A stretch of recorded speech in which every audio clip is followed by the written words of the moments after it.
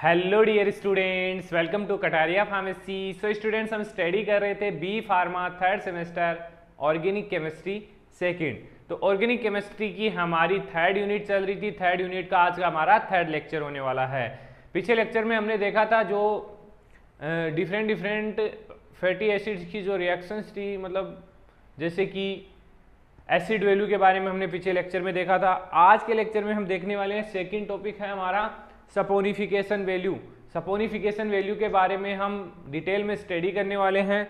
जैसे हमने acid value को इम्पोर्टेंट बताया है, वैसे ही सपोनिफिकेशन वैल्यू भी बहुत ही इंपॉर्टेंट है एग्जाम के लिए, 2 मार्क्स के लिए और 5 मार्क्स दोनों के लिए। तो इन दोनों ही टॉपिक को अच्छे से कवर करेंगे। इसके बाद 3 टॉपिक और आएंगे हमारे।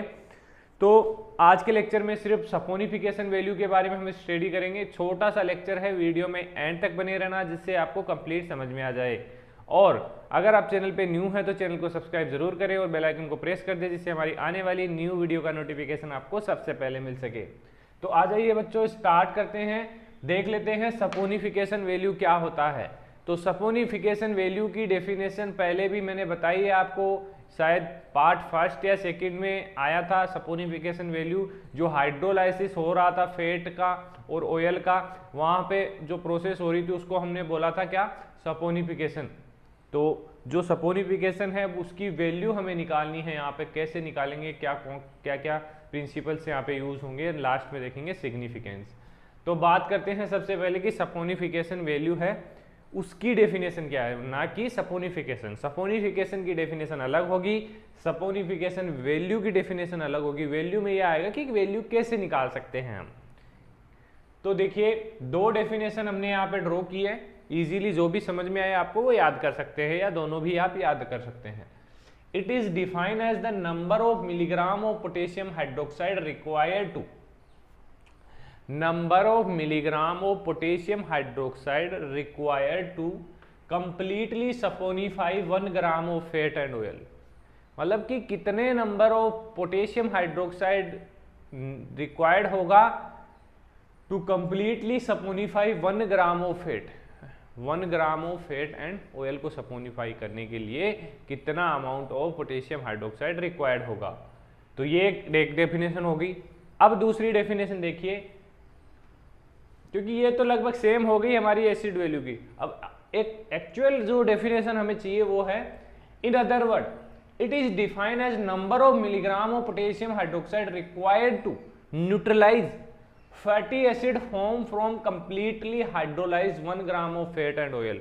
मतलब कि इसके अंदर यह आएगा कि 1 gram of fat and oil है, उसके हाइड्रोलाइसिस के बाद क्या मिलता है हमें, जो फैटी एसिड मिलता है, वो फैटी एसिड उसके लिए, उसको सपोनिफाई करने के लिए, उसको न्यूट्रलाइज करने के लिए कितना पोटेशियम हाइड्रोक्साइड हमें रिक्वायर्ड होगा, वो चीज इसकी एक एक्चुअल डेफिनेशन हो गई, ना कि फैट एंड ऑयल को सपोनिफाई करने के लिए।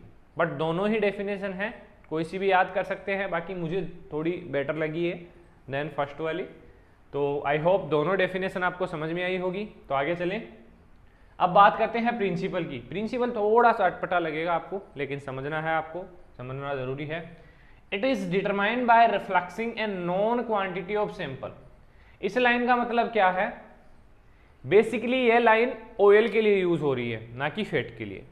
ऑयल बेसिकली रिफ्लक्स होके, मतलब रिएक्शन करेगा KOH के साथ, पोटेशियम हाइड्रोक्साइड के साथ, axis of 0.5 normal alcoholic KOH for 30 minute के साथ, इसके साथ करके वो सपोनिफाई हो जाएगा ऑयल। तो अब जो अल्कलाई है हमारा फैट है, उसके लिए हमें टाइट्रेशन करवानी होगी, titrating the unused alkali with 0.5 normal HCl। HCl के साथ यहाँ पे रिएक्शन होगी फैट की, जो फैटी एसिड्स आए हैं, जिससे हमें कंप्लीट जो सपोनिफिकेशन वैल्यू है उसका रिजल्ट मिलेगा। तो सपोनिफिकेशन वैल्यू का जो फॉर्मूला है वो ये है, ये वैल्यू है 28.05 और ब्रैकेट B-A/W।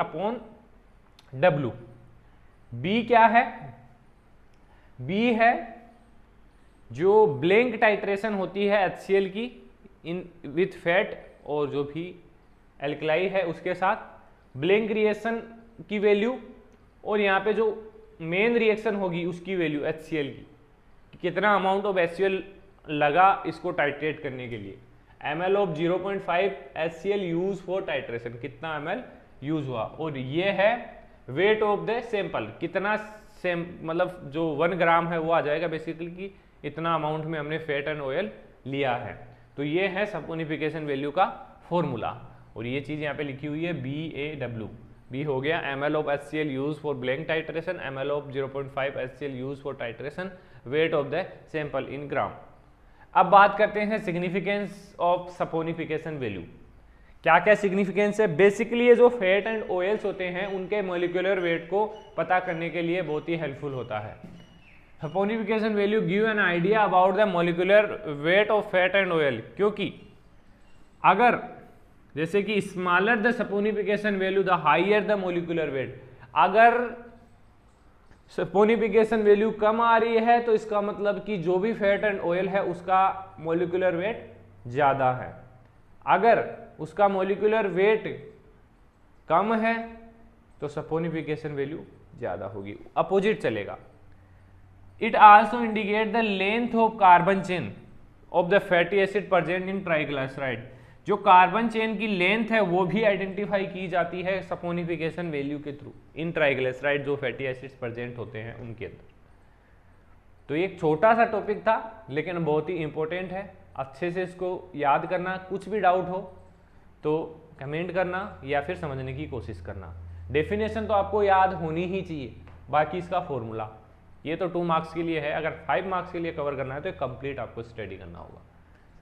तो स्टूडेंट्स आज के लेक्चर में इतना ही देखेंगे, मिलते हैं नेक्स्ट वीडियो में। धन्यवाद।